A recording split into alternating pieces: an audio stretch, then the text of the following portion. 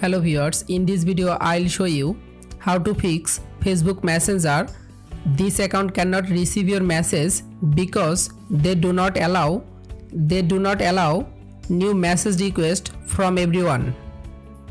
If you want to solve this problem, please follow the step. The message you are saying this account cannot receive your message because they do not allow new message request from everyone is a notification from social media platform like Facebook Messenger when you are trying to message someone who has restricted or blocked their privacy setting.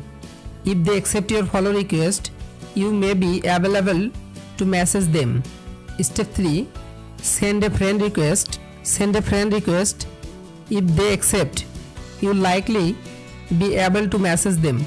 If this video helpful for you, please subscribe our channel and like this video.